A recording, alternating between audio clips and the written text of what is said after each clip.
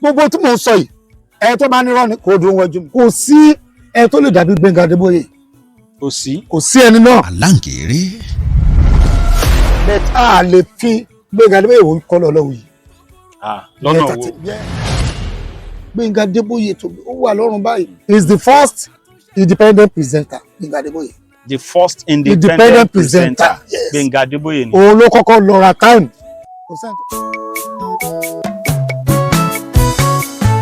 Àlàǹkèrè o Àlàǹkèrè lẹ́tọ̀. Ayéfẹ́lẹ́ tó bá ń ro nǹkan tí ó ń lọ kò gbọ́dọ̀ gbàgbé Aláròyé Ìjẹ̀ṣà. mo tún sọ àwọn èèyàn gbọ́ bẹ́ẹ̀ nínú presenter kò sínú kan mọ́. Kò sí. Inú kan mọ́ ilé a ní radio station tó ń dálẹ̀ ẹni tó bá ti ń sọ̀rọ̀ bẹ́ẹ̀ kò lè lọ sọ̀rọ̀ ń bò mí. why this stupidity. Àlàǹkèrè. ìjọ kan tó ń ṣe program lórí rédíò ìwọ Olúwa máa pàrọ̀ àwọn áńgẹ́lì tó ń sọ mi èyí kankan nìkan ń sọ àwọn èèyàn lẹ́nu sẹ́mi ní jáńgẹ́lì. script yẹn nìyẹn. Script ni. bẹ́ẹ̀ ni. Ilé Gbénga Adébóyè lẹ́rí yìí o tó ti di ogbó tó ti bẹ̀rẹ̀ sí ní ṣí. tí kò sóhun tó fẹ́ parí ilé ni script ni à ń sọ nǹkan kan fún ẹ. Àlàǹkèrè. Gbénga Adébóyè tó kulẹ̀ ti kúrò lọ́dọ̀ wọn kí ló fa kíkúrò mi ò bẹ́ẹ̀ kó ṣe lọ. ń ròyìn wọn tó yìí. ẹkúnkún mẹ́niyẹn ní alátọ̀dá tún ṣẹ̀yọ ẹ̀sìnà tí ṣúgà o àlòkàn gbé kan tì ní. Ẹ káàbọ̀ sí orí ètò yìí lónìí àlejò ńlá kan la ní. kò sí àlejò ńlá Ọlọ́run ló ńlá Ọlọ́run ló dá wa. Ẹ dárúkọ yín fáwọn èèyàn sá. Can I call myself Gbénga Adébóyè àbí kí ni kí n pera mi Mi ò torí mọ̀. pé bọ́yì bàbá àti ìyá mi ṣe bí mi ẹ ẹni tó tẹ́wọ́ gbà mí òun náà ni Gbénga Adébóyè. Let me call myself servant of Gbénga Adébóyè ọmọ Gbénga Adébóyè ṣùgbọ́n orúkọ tèmi gangan tí mo mú wá látọ̀run tí mo sì ń jẹ́ láyé ni Níyì Babalọ́lá Aláròyé Ìjẹ̀ṣà. Aláròyé Ìjẹ̀ṣà Yes, sir. ó pé ọdún 22 Bẹ́ẹ̀ sà. 22 years Gbénga Adébóyè ti jáde láyé. Bẹ́ẹ̀ sà. Báwo lẹ ṣe pàdé Gbénga Adébóyè? Ṣé gbogbo nǹkan tọ́lọ́run bá ti kọ kò sẹ́ni tó lè dá dúró bó bá nínú bọ́ọ̀sì lẹ́yìn ti pàdé bó jẹ́nu márúwá bó jẹ́nu orí ọ̀kadà a kàn pàdé náà ni nígbà tá a bá pàdé torí àwa náà ti ṣẹ́ nílé iṣẹ́ kan rí tó jẹ́ ti rédíò wọ́n máa ń wá bẹ̀ wọ́n wá kí wa wọ́n á Ok, sùn bẹ̀. ẹ ti ṣiṣẹ́ nílé iṣẹ́ rédíò kan rí kẹ́ tó dọ́dọ̀ Gbénga Adébóyè.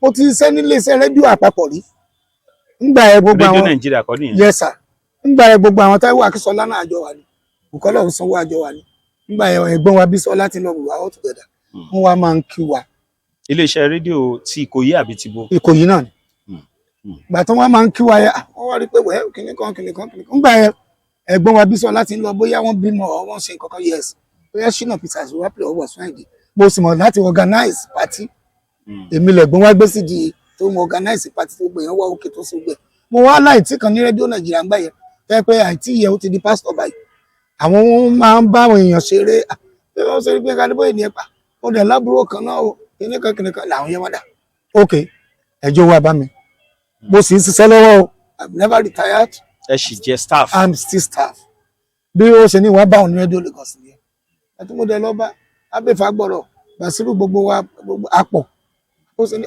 kémi náà máa sọ̀rọ̀ ọ̀rọ̀ wo ni mo fẹ́ sọ pé mo ń gba rédíò Nàìjíríà because of what we have done about the party mo ti wà nù àwọn programs mi ò sí program tẹ́lẹ̀ I mean admin but nígbà tí wọ́n rí pé bá a ṣe ń ṣe àwọn abẹ́ sí ṣe program bíi Abúlé Máyọ̀kún ní rédíò Nàìjíríà ọ̀rọ̀ rẹ̀ Táíwò ló ń conduct ẹ̀gbá yẹn Táíwò Akínsọlá Ọmọ bàbá wòlíì ní bàbá lásà. wò ní lọ sá bẹ́ẹ̀ àwọn Àkàndé Fámóyè àwọn wọ́n pọ̀ tàjọ ń ṣe Táíwò ní kábíyèsí àwa níyàwó èmi ni bàbá kábíyèsí gbà yẹn so Gbénga Adébóyè have realized pé ó rẹ̀ pé bọ̀bọ̀ yìí ó láti jẹ́ èèyàn kan tí ó máa wúlò wẹ́ Gbénga Adébóyè rẹ̀ in the mix ni in the house ni kérò kó pọ̀ ó ní tiẹ̀ mo ṣe lọ bá wọn ẹ̀gbá tí mo dẹ̀ lọ bá wọn inú wọn dùn ọkọ̀ mọ́ra wọn ṣe kìnnìkan wẹ́ gbà tó yá mi ò tí ì Aláròyé Ìjẹ̀ṣà àbí àárín Níyì Babalọ́lá.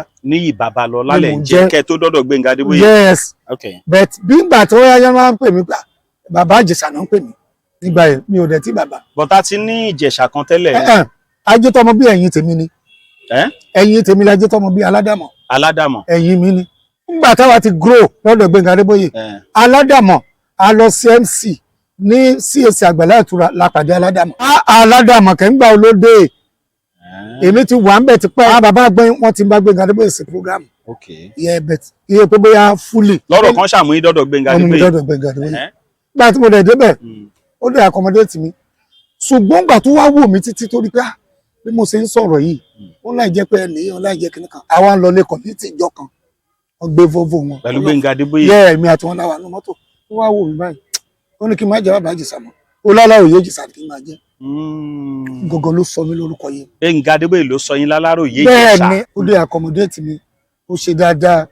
He took me everywhere. He taught me a lot of things in broadcasting. Tí mi ò mọ̀, tí ì ṣe ọ̀rọ̀ ìwé o. Technically, officially òun ló gbé mi. Along the line, mo wá jẹ́ èèyàn tó máa ń jáde. Àwọn abẹ ó ti ń sójú bí sí tiẹ̀ lọ. Ó tó di pé mo meet. Ìyẹn Gbénga Adébóyè in the house. Yes, Gbénga Adébóyè in the house ó ti wà. Gbénga Adébóyè in the mix lájọ bẹ̀rẹ̀. Ìyẹn ni Radio Lagos. Radio Lagos. Yes, sir. Ọjọ́ Thursday kọ́ nìyẹn. Bẹ́ẹ̀ a ṣe bí ní Tuesday, a ṣe ní Wednesday. Ọpẹ́yẹmí ló ń ṣe tẹ̀ ní Thursday. But ìgbà tó yẹ ilé ìdí Wednesday. Nígbà tó yá eléèdì Wednesday, but Tóbi Sísíà, ó wá rí pé mò ń jáde. Mo dẹ̀ ti láwọn ọ̀rẹ́ ní Dùmọ̀tà because from day one, kí Gbénga Adébóyè kó ṣètò kó dùn ní. Oṣù tó kọ pẹ̀lú Adati. Rẹ́kọ̀dù yẹn gan kì í play ẹ̀. Àfi tí n bá fọ́ọ̀sì wọn. Nígbà tó yá wá rò pé mo ní màá lọ máa gba Adati. Mo ṣe bẹ̀rẹ̀ sí lọ sí Dùmọ̀tà nìyẹn. Lọ́dọ̀ àwọn àlọ́ ìkú ṣe corporate gbogbo wọn á máa Adati wá. Lọ́dọ̀ ìmọ̀ ní Aláròyé ló ló gbà kó kí àkó wọ́rì. Gbogbo àwọn ọ̀gá bèèlò wọn á wá gbogbo everybody á wá síta gbogbo ń bá tiẹ̀ lọ́n tiẹ̀ nìyẹn. Ó ṣàwà tì mí sí ẹ̀. Nígbà tó wá yá o, olórí ọ̀rọ̀ ni wípé ó wá wò pé Aláròyé Ìjẹ̀ṣà. Mo wá máa ń lọ sọ́dọ̀ àwọn èèyàn kan lọ́nà Ìdíròkò. Wọ́n pe àwọn pípẹ́ ní Ògbóyè nígbà yẹn. Àwọn yẹn náà wá like mi, wọ́n fẹ́ràn mi, wọ́n ṣe gbẹ̀. Ẹni ẹ ló kọ́kọ́ fún mi ní mọ́tò Mercedes. 624 KRD. Ẹ tún mọ nọ́mbà ẹ̀ lórí. Nígbà tó yẹ pé mo lò ó for many years. Gbénga Adébóyè ò bínú mi. Ìgbà tí màá gbé mọ́tò yẹn, mo rò pa èmi, ọ̀gá mi lò ó mẹ́, èmi náà lò ó mẹ́. Ọ̀gá ń lo bẹ́ǹsì, ọmọọṣẹ́ Ọmọ náà ń ń lo lo bẹ́ǹsì. Mo wá gbé sọ́dọ̀ Babs ní Yànàpájà. Ẹ̀dùn kí ló dé tẹ́ fẹ́ gbé bẹ́ǹsì kí Gbénga Adébóyè rí? Ṣẹ́rù ń bà yín ni. Mo ń rò pé ọmọ kékeré ń ṣe mí pé kí ni gbogbo life tí mò ń ṣe. Ẹ ṣe bọ́n fún yín ni. Wọ́n fún mi bet ẹ mọ̀ pé kò sí opportunity telephone báyìí Bẹ́ẹ̀ni, láti bẹ́ẹ̀ni. sọ. Àbúrò Ògbóyè gan ló bá mi wá mọ́tò yẹn dẹ́kọ̀. Wọ́n á gbé sọ́dọ̀ Babs. Ní Yànàpájà. Yànàpájà. Bàtú ayé máa dà Aláàjì báyìí. Kò sí wàhálà. Mo ní ọ̀dọ̀ yìí náà ló máa wà. Nígbà tó wá yá Wednesday là ń ṣe program gbà yẹn. Wọ́n á bá mi wá. Gbénga Adébóyè tó ó wà lọ́rùn báyìí. Owó tó fi wẹ mọ́tò yẹn kì í ṣe díẹ̀. Bí gbogbo yẹn bá ti dé, sọ gbọ́ pálá òye ti ra Mercedes. Sọ gbọ́ pálá òye ti ra Mercedes. Aláòye ti fi Mercedes sọ̀rọ̀ kìnìkan kó tán. Mo ṣe ń lo mọ́tò mi. Kò bínú mi. That is why tí mo fi wo àwọn èèyàn tó wà ní broadcast of nowadays. You don't need to step on people's before you go. Ó ti ń ṣe àwọn rẹ́kọ̀dù wá wò pé Aláòye star wà lára ẹ̀, oríṣiríṣi wà lára ẹ̀. La fi lọ ṣe rẹ́kọ̀dù stand up comedy extravaganza tó ti ń sọ Yorùbá tí mo sọ English. Ṣé yẹn kọ́ èwo ni Ìjẹ̀ṣà Reggae? Inú ẹ̀ náà ni. London Gutter. Inú ẹ̀ náà ni. London Gutter. Some minutes with God. Inú ẹ̀ náà ni. Some minutes with God yẹ ìyẹn lórí ìtìjú. Ibẹ̀ ló ti wọ àsùn ní Yorùbá tí mo sọ English. Ìṣẹ́jú díẹ̀ pẹ̀lú Ọlọ́run. Ìṣẹ́jú díẹ̀ pẹ̀lú Ọlọ́run. Some minutes with God. You cannot do it. I can't. Torí akọrin nígbà tó dé stage kan tó sọ Quran mo ní Quran is still was in master power.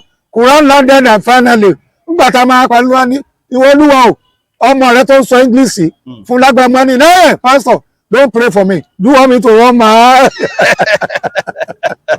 Torí agbára yẹn ti wà ní ti pẹ́ so that is why gbogbo tá a dà lẹ́nìí lẹ́yìn Ọlọ́run òun ni. Ó dáa náà bẹ́ẹ̀ ṣe dọ́dọ̀ Gbénga Adébóyè lẹ sọ yẹn kẹ́ tó dọ́dọ̀ Gbénga Adébóyè ẹlẹ́ tí ń sọ̀rọ̀ lórí rédíò tẹ́lẹ̀. Ọ̀rọ̀ mi kì í ṣe pé full time broadcaster. Mo kàn bí ìgbà tó yẹ kókè wọn náà bá a dá ṣètò. Lẹ ń ṣe ni mò ń ṣe. Ṣùgbọ́n ọdún wo lẹ dọ́dọ̀ Gbénga Adébóyè gangan? Yes mo pẹ́ nínú ti ìrántí ọdún torí nígbà yẹ rẹ́kọ̀dù tán ṣe èmi ò síbẹ̀ ìyẹn ni bàbá mi lọ́lọ́kọ̀ tí wakọ̀ ẹ̀ ó ti mọ̀ pé mo wà nínú ọkọ̀ má ṣe jẹ́jẹ́ má wà mí lọ bàbá mi má jẹ́ pé ọkọ̀ yìí dànù. Yes ìyẹn ni mo lè sọ pé àjọ bẹ̀rẹ̀ so mo wà ní system yẹn. now ìgbà tí ẹ dọ́dọ̀ Gbénga Adébóyè ẹni ohun tí Gbénga Adébóyè like láti máa ṣe ni kọ́kàn máa ṣètò wọn kì í ṣadvert. àwọn èèyàn lọ ń gbádùn fún ọbẹ̀ wọn nígbà ni àní yánmọ́yánmọ́ wo ni ẹ kí n ṣètò ìtú bàbá ta láìsí àbẹ́sùpìlẹ̀ òun náà specialize rẹ́kọ̀dù ta ló ń lò ó yẹ dárúkọ èèyàn kan tí Gbénga Adébóyè ń lò. tó ń lò ní rẹ́kọ̀dù tèbè ẹ̀sẹ̀ ní adé tèbè òbé kò pílẹ̀ tara ẹ̀ èmi ló máa bá sọ̀rọ̀ pé bá mi lo rẹ́kọ̀dù mi èmi ni mò ń pílẹ̀ rẹ́kọ̀dù tó bá ti kọ advert tó máa kọ nígbà míì rẹ́kọ̀dù má lo jẹ́ má sọ lọ tó yẹ kó o lè sọ pé kò lo rẹ́kọ̀dù torí òun gangan kò pílẹ̀ tara ẹ̀ gbogbo ọpẹ́ mímọ̀ bá jẹ́ mi lẹ́yìn they know ilé rẹ̀ ṣe kí ní kan kó ṣe rẹ́kọ̀dù kó kọrin kó má bá tiẹ̀ lọ gbogbo tí mò ń sọ yìí ẹ tó bá ní rọ́ọ̀nì kò dùn wọ́jú mi èmi gan mo ṣe rẹ́kọ̀dù ó wọ lọ́hùn èmi mo mọgbọ́n tí mo fi ń play yes nígbà ní okay look at Àtòrìṣe èmi ni ọkọ máa mú rẹ́kọ̀dù Àtòrìṣe òun náà ń gbọ́ báyìí bọ̀dọ̀ ìwọ ló ní pàánù gbà tó fún mi ó níta ilé mo ní Àtòrìṣe kìnnìkan àwa lọ CMC ní Ẹ̀pẹ́ wọn ní àlàyé mo ní àbúdẹ play kìíní ẹ lójú àgbẹ̀ ó ní kí n play ask Àtòrìṣe kò dẹ̀ sí Àtòrìṣe dẹ̀ wọ́n dẹ̀ dọ̀bálẹ̀ ṣé o ó dẹ̀ interview ẹ̀ ó ń bá tẹ̀ lọ nìyẹn kò ní sọ pé 10,000 ní 10 minutes 20,000 10 minutes tí bá ṣe pé ó wọ lóhun bó ṣe ṣe ká ló ní rédíò ni gbogbo nǹkan tó wà àtà ìwọ̀n ní sí mọ́ because presenter tí ó mọ nǹkan tó ń ṣe ló pọ̀ jù wọn ní they do have focus presenter ó yẹ pé kíní kan ló kun rédíò ok àwọn kan ní nǹkan tó ń sojú rí ilé asọtẹ the same thing look at this program you are doing it's very new ó wà okay ó wà unique nìkan contribute gbogbo ẹ̀ mẹtísìn àjà kan jábọ̀ ní òkè odò kíní kan ló ń ṣẹlẹ̀ àwọn program tó ń dẹ́rù bẹ̀yàn kò yẹ kó wà bẹ́ẹ̀ we should do everything together with God. àtà bá dẹ̀ sọ̀rọ̀ nípa listener ẹ tó bá ti gbé táìmù ẹ̀ sí táìmù Gbénga Adébóyè kò sẹ́ni tó lè gbọ́. wọ́n á rọrùn ẹ̀ pé àwọn abẹ̀rẹ̀ ètò kan ẹ̀kíní kan Gbénga Adébóyè in the mix bẹ̀rẹ̀ látago 9 àárọ̀ títí di aago 12 ọ̀sán bá a ṣe lọ bá ọ̀gá Kenny ní ọ́fíìsì ni ọ̀gá Kenny someone want to take away your market I will be looking where is the tó ń bọ̀ náà lẹ́yìn náà tí wọ́n ti bẹ̀rẹ̀ látago 9 nìyẹn báwo náà ṣe rán promo nìyẹn ilẹ̀ bá bẹ̀rẹ̀ ìjọ̀jọ̀ tẹ́ ti ń gbádùn látago 10 sí 12 tẹ́lẹ̀ ó dàgó 9 aago 9 lẹ́ tí máa bẹ̀rẹ̀ sí gbádùn ẹ̀ báyìí. ṣé rí àwọn bàbá gbẹ̀yìn wá lẹ́yìn wọ́n gbé tiwọn sí lẹ́yìn then everybody ti mọ̀ pé àwọn bàbá gbẹ̀yìn náà mentor Gbénga Adébóyè ni so whatever tí anybody bá ṣe ọ̀dọ̀ Gbénga Adébóyè láti mú style wa is a gbogbo anybody is created is the first independent presenter Gbénga Adébóyè. the first independent presenter Gbénga Adébóyè ni. òun ló kọ́kọ́ lọ ra time kò sẹ́ni tó ra time. throughout Nigeria. throughout the first FM tá a kọ́ máa rí ní OGBC ibẹ̀ ló ti bẹ̀rẹ̀ OGBC yẹ àwọn ajínumọ́tò ló gbé wá òun fún ní 30 minutes later làwọn OGBC wá bá sọ pé kìnìún kan náà fóònù náà 30 minutes gbàtọ́ yẹn lókun ẹ yẹ kí n máa ṣe 10 to 12. ìyẹn ni Gbénga Adébóyè in the house. irú Síkírù Álímì báyìí ọ̀rẹ́ ló jẹ́ sí Gbénga Adébóyè Ṣínà ìyẹn tẹ̀lé wa ni critics la máa ń pè.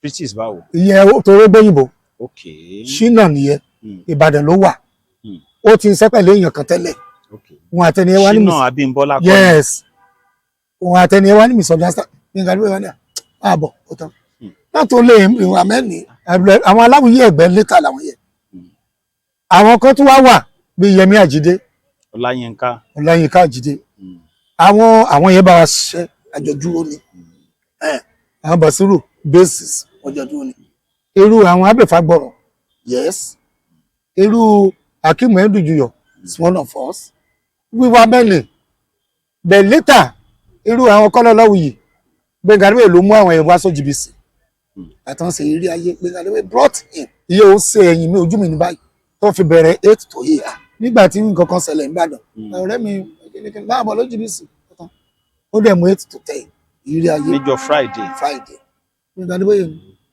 torí ẹ̀ Gbénga Adébóyè kó o bàjà kò rò kò rí ó ń bá tẹ̀ lọ nìyẹn láti ṣáì tí ẹ̀yìn ẹ̀ fi rí bó ṣe rí yẹn tó jẹ́ pé ayé gbọ́ ọ̀run mọ̀ lẹ́yìn ẹ̀yìn ẹ̀dẹ̀rẹ̀ nǹkan burúkú ò ṣẹlẹ̀ sáwà tá à ń tẹ̀lé.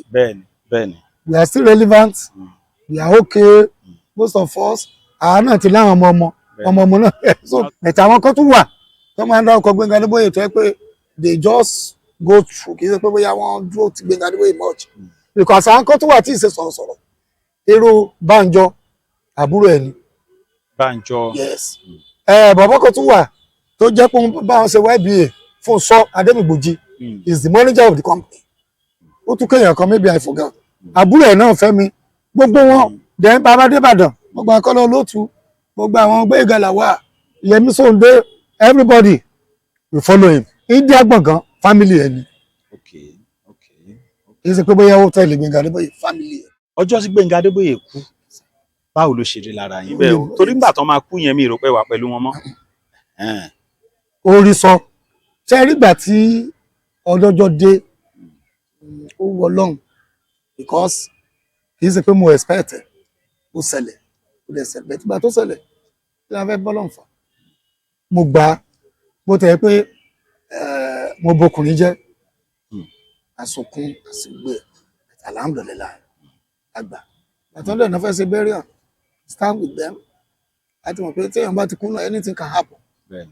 So ẹni tó gbé tẹ̀ síwájú ẹni tó fẹ́ gbé tẹ̀ sẹ́yìn ẹni tó lóun ní chairman committee tó gbọ́ sáàsì tó máa ṣe wọ́n sáàsì a rí i pé wọ́n sí báyìí ìpín gbókò ẹ̀ sálọ kò dẹ̀ jóná alhamdulillah.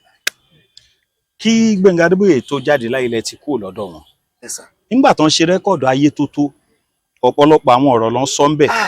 Rẹ́kọ̀dù tí èmi àti wọn tẹ̀ túnjọ ṣe táwọn èèyàn rò pé èmi náà ń bá wí ìyẹn ni àjọ ń ṣe tẹ́lẹ̀ ni wọ́n bẹ̀rù dá wá sí mọ́.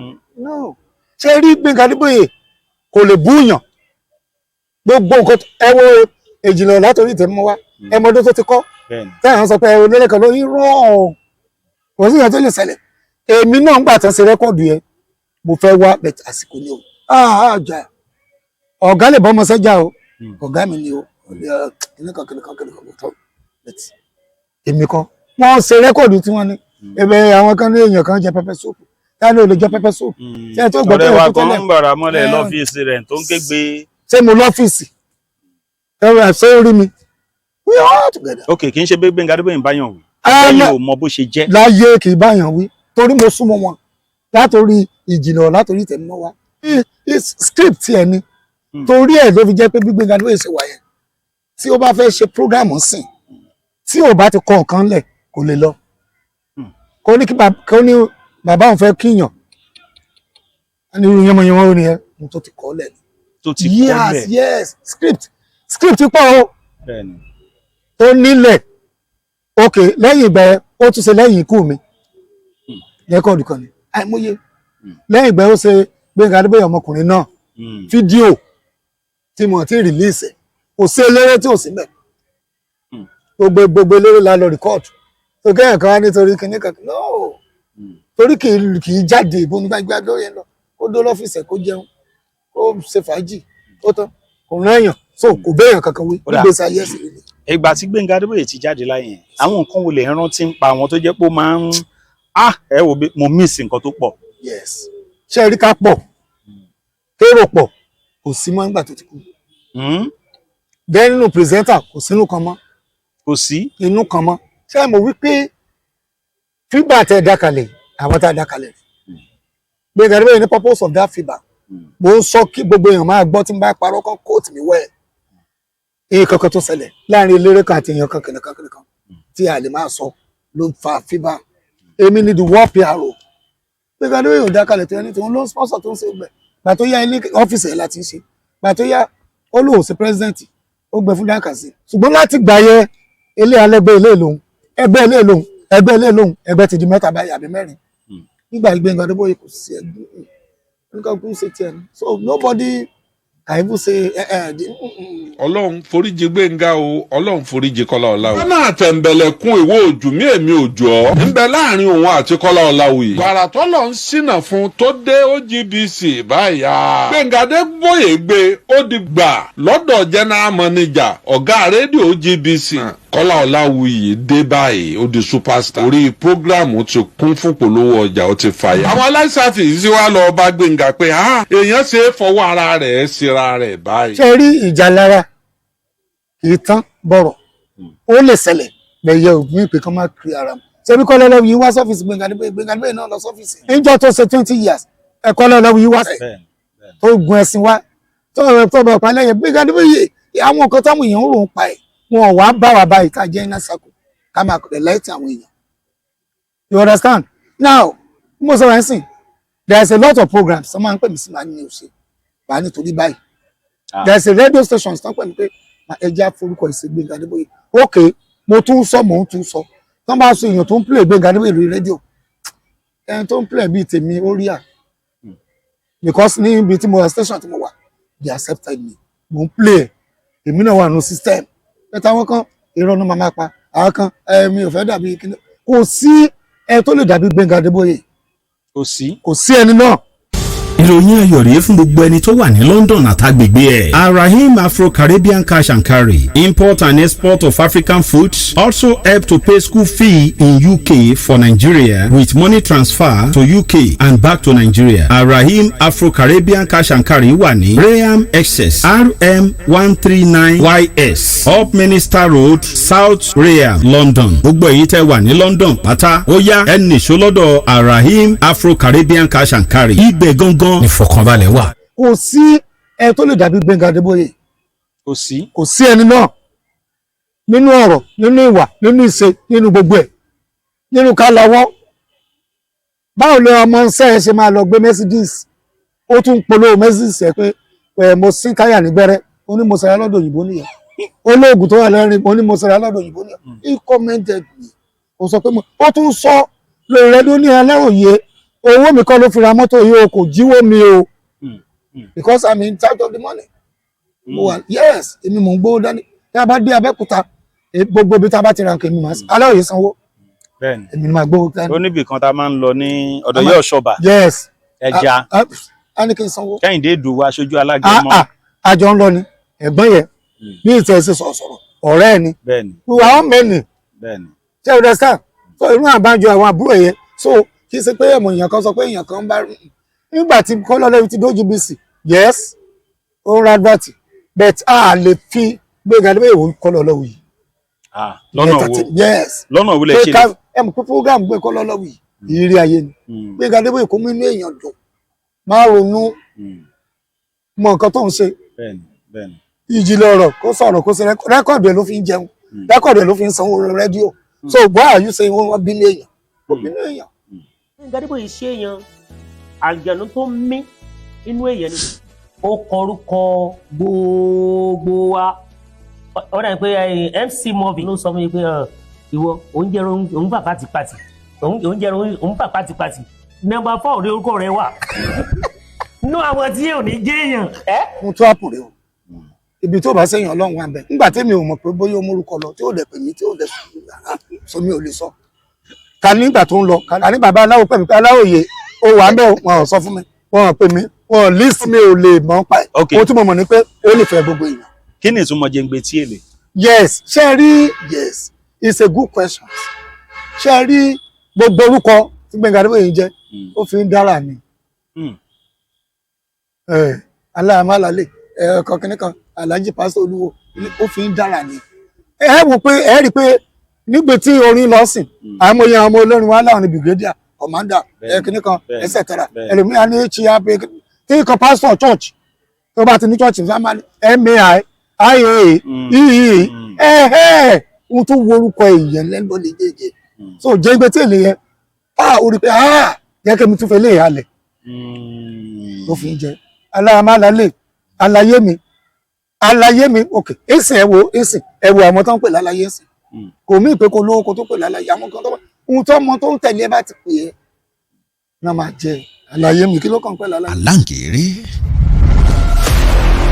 Gbénga Adébóyè kò lóògùn ó lọ́lọ́hun ohun tí mo fi sọ pé kò lóògùn nígbà tí ò mú mi lọ bẹ̀rí tí ìsepọ̀ máa ní epo pupa rè abẹ́lẹ́ rè òtún rè. Ọlọ́run ní Gbénga Adébóyè ni. Yes, ask anybody okay kọ́nà ọ̀fọ̀rúnkẹ́ bàbá olómi. Bàbá olómi now ṣe bí Gbénga Adébóyè discover him ọ̀sẹ̀ ló ń ṣe lágége. yes Felix àbí ṣe yes amójà ṣe lot of people tí n bá mention wọn s ní yìí ń kọ́ tó ń ta caterpillar they are all friends to Gbénga Adébóyè. you understand àwọn gbogbo àṣàmọ́dìjọ́ ló sọ gbọ́n ẹrú ọwọ́ everybody àwọn Pasuma they love him Malaika they love him Wasiu Ayinde they love him everybody torí pé a lọ ọ̀dọ̀ community a jẹun a sì gbé.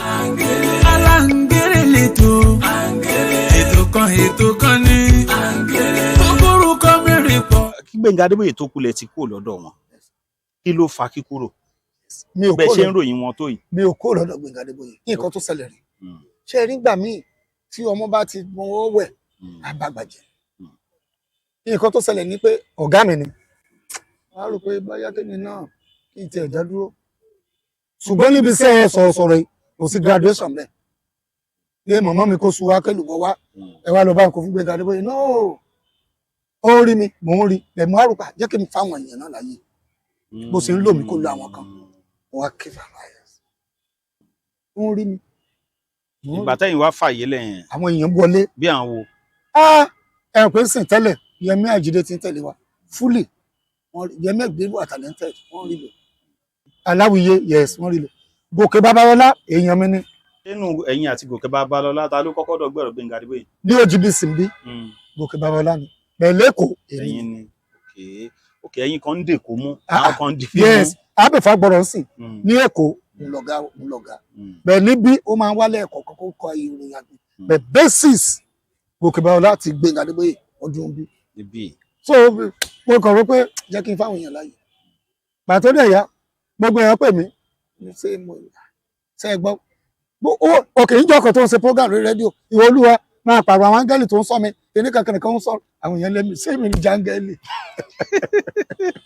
script ẹ̀ nìyẹn. Script ni bẹ́ẹ̀ ni bọ̀ kí ló ń fa inspiration script. ohun tó ṣẹlẹ̀ ni pé ṣé mo pé ó wà gifted then ohun tó ń pè ní ẹ̀bùn ó pọ̀ lára ẹ̀ ogo ò lè discover ara ẹ̀ tán yes he cannot discover himself bẹ́ẹ̀ sẹ́ tí mo sọ pé kò sẹ́ni tó dàbí tiẹ̀ kò tí ẹ̀ sẹ́ni tó súnmọ́ Gbẹ́ngà Adébóyè nínú nígbà ìgbà tó kọ́lé broadcasting kò jà fún GM kò jà fún director kò jà fún producer gbogbo bá ṣe ń ṣe program tó yẹ a kàn máa dá ọkọ̀ producer ni producer máa ń fi wálẹ̀ ni because kí ló ń fẹ́ sọ fẹ́ ni tó jẹ́ producer so ó dẹ̀ rówó san ask all the radio stations we did not win anybody he pays gbogbo ìgbà tó rẹ̀ wọ́n program ń lọ náà.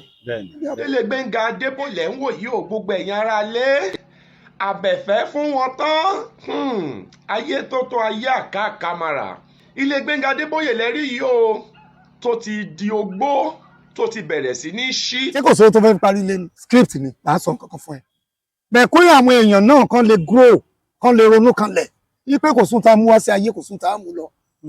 yes ok mo kọ́lé 9 yàrá ẹ̀yọ̀ kan ló ń lò àwa ń wọ yàrá ẹ̀ à ń délé à ń jẹun à ń sùn ok gbogbo mọ́tò tó ràjọ yẹn eléyìí tó love jù Supra yẹn ni. Tudor yẹn. yes ṣé kò ní Jeep ni ó ní Volvo ó ní Mercedes ó ní gbogbo ẹ̀ gbogbo àwọn kan tó ń ṣe yẹ káwọn èèyàn lè máa kẹ́kọ̀ọ́ ṣùgbọ́n wọn kọ ibi ọ̀tẹ̀ ibi ó tún ti sọ nǹkan mi no gbogbo àwọn tó ń wá sí ìrànlọ́wọ́ mélòó ló san padà nígbà tó ṣẹlẹ̀ ó ṣàyàn lọ àwọn kan tó sọ burúkú kò sí nǹkan tẹ́lẹ̀ mi ò lè sọ gbà tó ń bẹ̀rẹ̀ prógrámù nílùú ìtawẹ̀ mo ní ti parí ìlú I'm in new stations now ìdí ẹ̀sìn pé bóyá èèyàn kan ló mú mi débẹ̀ mo dẹ̀ ń rá that mo dẹ̀ ń ṣe kí ni mò ń bá ká. ó ti pé 22 years Gbẹ́ngà Adébóyè jáde láyé nígbà tán jáde láyé lọ́jọ́ yẹn gangan tẹ́ ẹ gbọ́ kò ń ṣekú àkọ́kọ́ o báwo ló ṣe rí lára yín gangan. tóbi sísìn àgbà tí mò ń bọ̀ mo lọ ká ọmọ mi láti lè ṣàjọ yẹn báwo máa dé mírì díìmù mi ò mẹ́ni tó pè mí níbi ẹ̀rẹ̀kẹ́ ní ṣọ́ọ̀bù mo fi mọ́tò lẹ́nu mo bọkùnrin jẹ́ because mi ò bìlí pé ó lè yá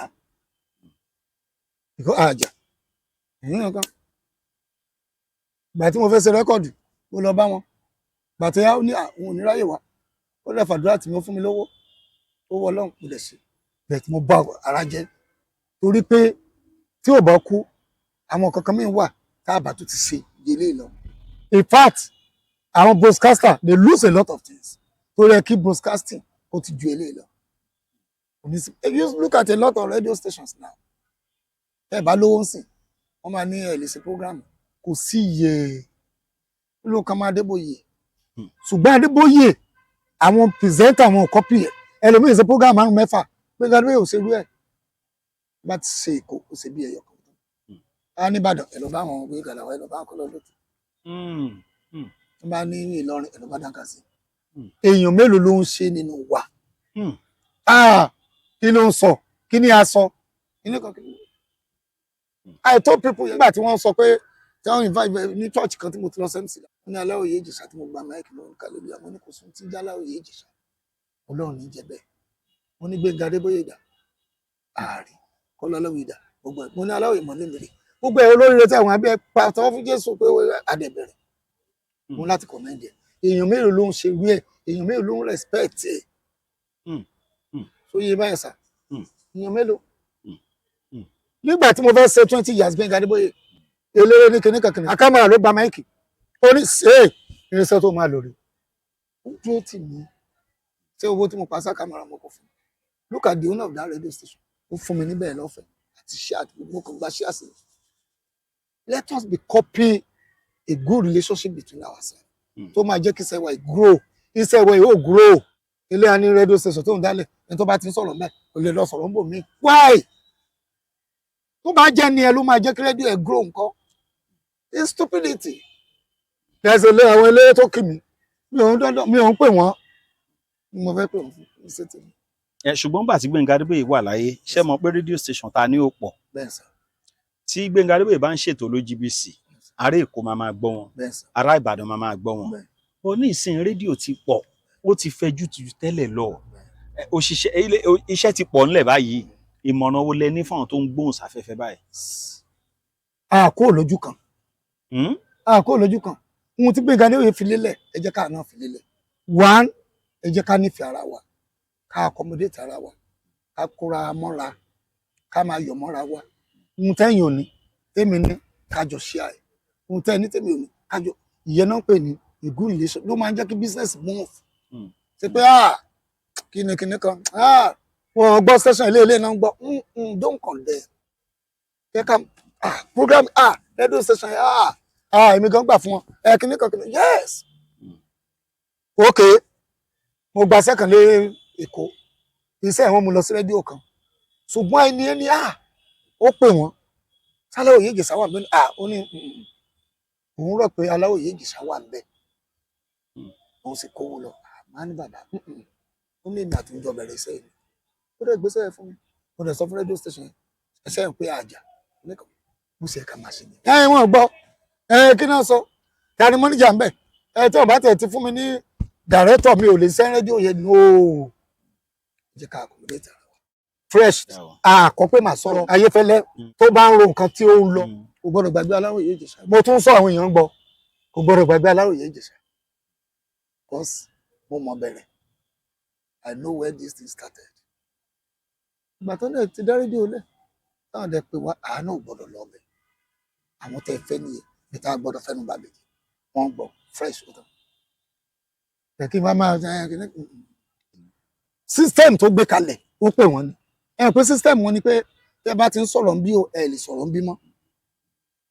Èmi ti dàgbà mo ti wà station kan kí n wá náà tó ní mo fẹ́ lọ rédíò kan màá stop station yẹn mo ti kọjá yìí so òfin yíyẹ kò gbé mi lọ síbẹ̀ àfi tó yẹ pé ká dàlú pọ̀ àti rédíò Lagos àti OGBC àti Tùngbà Ògbẹ kájọ wà pa ẹ ní ìdí mi nìyẹn. ó ti yé mi now Níyì Babalọlá Aláròyé Ìjẹ̀ṣà mo rí pé ṣe ń ṣe MC gan-an torí àwọn aráàlú òyìnbó kan tó jó lólùfẹ́ yín náà ti ń béèrè yín tipẹ́tipẹ́ pé báwa wá Aláròyé Ìjẹ̀ṣà wọ́n ń kọrin wọ́n fún wa ẹ tiẹ̀ sọ Ìjẹ̀ṣà díẹ̀ nù ẹ jẹ́ káwọn èèyàn fi ilẹ̀ nù. gbogbo mo mi wí látàárọ̀ bẹ́ẹ̀ yan ògbèrì ìran kínú mi bí èlè yan òtòkùtò ni mo mi tó látàárọ̀ ọ tẹ̀lé ẹ̀sọ́ náà mi sọ̀rọ̀ a lè ọ tó ti mu ti yọ sẹ́mo tó ti yọ bẹ́ẹ̀ láìdájí mọ́ndé èmi ni mi bò ọ ti mu gógóró ọ ti mu sinapu ọ ti mu sẹ́mo mu ti bẹ́ẹ̀ àbí ìrojú mi sẹ́mo mu ti mẹ́mu ti o ẹ̀sọ́ ti mi pa mi inú mi lọ́dún torí kíní kí wọ́n gbé kalẹ̀ náà nígbà èmi àti iná bá so ọ́pọ̀ á tó wọ̀ máa lo òkè so mẹ́ẹ̀sọ́ lọ́tí o mẹ́ẹ̀dẹ̀ ṣèyàn burúkú mẹ́ẹ̀dẹ̀ bá ti yàn jẹ́ o ìwọ náà ibi ọba dúró lẹ́ni kò sọ ọ́pọ̀ pẹ̀lú ibi ilé ọ̀sán ọba wà wọ́n bàbẹ̀ jẹ́ o torí kọ́ bá bàbẹ̀ jẹ́ á lé o torí ẹ̀ Àjẹsà wọ́n gbàgbé ẹsẹ̀ ìṣúná onídìlá lè ó máa lágbára o. ará Ìjẹ̀ṣà tó ṣe kí ni. wọ́n gbàgbé ẹsẹ̀ ìṣúná onídìlá lè ó máa lágbára á lé. Aláròyé ṣé ká sọ pé Gbénga Adébóyè ló kọ́ yín níṣẹ́ ìgbóhùnsáfẹ́fẹ́ ni àbí báwo. kò sí iṣẹ́ téèyàn lè máa ṣe lórí ilẹ̀ ayé tó mú ẹ látọ̀run òun ló kọ́ mi. ǹjẹ́ wá ti láwọn èèyàn náà tó jẹ́ pé nípasẹ̀ yín làwọn náà ti bẹ̀rẹ̀ iṣẹ́ yìí. alhamdulillah èrò pọ̀ ṣùgbọ́n mi ò gbọ́dọ̀ gbéra mi kalẹ̀ gẹ́gẹ́ bí industry or company wọ́n ti gé àkàrà jù níṣẹ́ ìwà ó yá ẹ̀yin náà ẹ lọ máa establish ti ẹ lọ máa ṣe dáadáa ẹ má borúkọ mi jẹ́ o. aládàmọ̀tẹ́yìn ń sọ yẹ is a block cutter block ló ń gé. aládàmọ̀jẹ̀ṣà. yes bẹ́ẹ̀ nígbà tí Gbénga Adébóyè ta pàdé ẹni sí ìsàgbàlá àtúrà ló kọ́ àdàmọ̀ tó tán. àdẹ̀bára bínú àwọn kan tó wà fat b ó tóbi báyìí Gbénga Adébóyè ló ń tẹ̀lé ìyẹn ò sásọ̀ lórí rédíò yes kò mí pé bóyá tó o bá ti sọ̀rọ̀ o lè dọ́dọ̀ Gbénga Adébóyè. Jídé Dọ̀bọ̀rọ̀ ń kọ́. ó wà everybody wà sọ́sọ́ gírì sọ gbogbo wa we are all Gbénga Adébóyè together so kò mí pé o lè dọ́dọ̀ Gbénga Adébóyè torí o lè sọ̀rọ̀ kárìn kápọ̀. iyẹ ló ń yẹ ni kí làwọn nǹkan tẹ míìsì jù pa Gbénga Adébóyè láti ìgbà tán ti jáde láyé. ṣé ẹ rí mi ò gbọ́ prógráàmù tó dùn kò sí prógráàmù tó dùn mọ́. kò sí prógráàmù tí mo gbọ́ tó dùn mọ́ ní Gbénga Adébóyè. yes kò sí. torí ìgbékalẹ̀ Gbénga Adébóyè ó yàtọ̀ the way tó máa proceed ó yàtọ̀ bó ṣe máa jókòó ọ̀rọ̀ ibi tó ń gbé lọ àti yé yín oní tíátà ń Gbénga Adébóyè ṣé torí pé kò sí tíátà because ibi lọ́pọ̀lọ́ ẹ̀ wà láti kọ̀ọ̀kan ibi tó wà àwa súnmọ́. kò sí program tó dùn mọ́ Gbénga Adébóyè. yẹ kọpí lẹ́ẹ̀kù gbé ọsán gbé sókè kíní kan kọpí ni. ṣé àwárẹ̀ tó súnmọ́ Gbénga Adébóyè rárá. kò sí ẹni náà òun lè jọra o àìmọye àwọn kan ní òun lágbájá kan mo lọ sí mc kan lèèyàn kan ní lágbájá kan mo lè má sọ̀rọ̀ ó ní gbogbo àwọn ẹ̀fẹ̀ tí mo dẹ̀ ń sọ yìí ó láwọn ò gbọ́ rí mo ní ẹ̀rẹ̀ ohun lẹ́yìn tẹ̀lé sẹ́yìn tó lóhùn yẹn sí Gbénga Adébóyè ẹ̀fẹ̀ tèmi rè mo láwọn ẹ̀fẹ̀ tó le tó jiná táwọn yẹn tí ìṣe pé kíní ẹ̀fẹ̀ gan ọ̀run lọ ti yá love là ń pè ní tí mo ṣe yẹ tó bá ti tẹ́ ẹ lọ́rùn that's what we call love.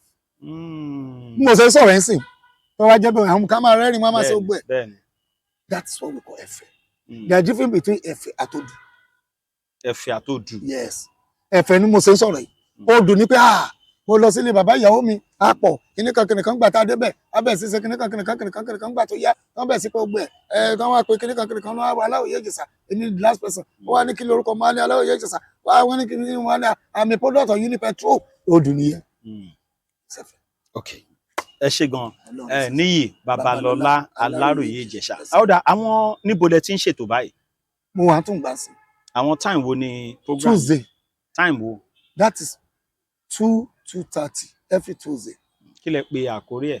ẹ máa yáṣẹ́. ẹ máa yáṣẹ́ every Tuesday. yes. tùǹgbà yẹn ni frequency wo nìyẹn. 100.9. 100.9. yes sir. lẹ́yìn yẹn ńkọ́. yes. ṣe rí program pọ̀. okay. àwọn kan wà tí mo ní tó jẹ́ program tí mo tún produce ní tùǹgbà yẹn. okay. 3:30 to 4. love and marriages. okay. every Friday. ìkan tún wà lálẹ́ Sunday 7:45. àṣírí ìhìnrere by Pastor T. Jegede. okay. a tún rédíò kan tó ti bẹ̀rẹ̀ báyìí lágbára Ọlọ́run 106.7 Ìṣọ̀kan rédíò ní Mushin. 106.7. yes sir. Ìṣọ̀kan rédíò ní Mushin. tọ́lọ́run sọ pé wọ́n sì ń máwọn èèyàn àwa náà. àdúgbò fọlọ́run. ó dà ẹ fẹ́ fáwọn èèyàn lẹ́rọ ìbánisọ̀rọ̀ yín báyìí gbogbo àwọn tó bá fẹ́ pè yín pátá bóyá wọ́n ní ìbéèrè kan tó ń fẹ́ béèrè tàbí wọ́n fẹ́ fún yín ní MC torí tá a bá ń sọ MC tó dángájíá Ọlọ́run ní jẹ́ bẹ́ẹ̀ o ẹ jọ̀ọ́ bá mi sọ̀rọ̀ ìbánisọ̀rọ̀ tán lè pè yín sí. nọ́mbà mi náà kò sẹ́ni tí ò mọ nọ́mbà Ọlọ́run lórúkọ Jésù ní nọ́mbà Ọlọ́run bàbá tí ń bẹ náà orúkọ rẹ ṣùgbọ́n nọ́mbà ilé ìtẹ̀lẹ̀ kọ́lẹ̀ 080-340-83021 080-340-83021 is my number, is my WhatsApp. You can talk to me anytime, and God will be with you. As you assist all the presenter, may God be with you. So I can listen to you anytime you want to call me. And I love this my friend. May God bless you. I'm your boy o. Ayé Gbénga Adébóyè ń gbà yẹn. Èmi a máa ń wò yín ni. Èmi lè máa ń wá ṣọ́ọ̀bù ẹ̀ ń ṣàpọ̀n tí mò ń ta rédíò ń gbà yẹn. Tí Gbénga Adébóyè máa ń ra rédíò lọ́dọ̀ mi. Rédíò. Bẹ́ẹ̀ ni. Ní Ṣàpọ̀n. Ní Ṣàpọ̀n. Lájọ Ayẹni. Ayẹni wà ní right. Èmi wà ní ibi báyìí. Okay, yes. Mo ti rojú. Lápá left. Bẹ́ẹ̀ ni. Ọgbẹ́ rédíò kan fún mi kí n máa gbé lọ. Bẹ́ẹ̀ ni bí Gbénga Adébóyè ṣe máa ń sọ nígbà yẹn nìyẹn. Ẹ ṣé gan Aláròyé Ìjẹ̀ṣà. Ọdún mẹ́rin láyé ní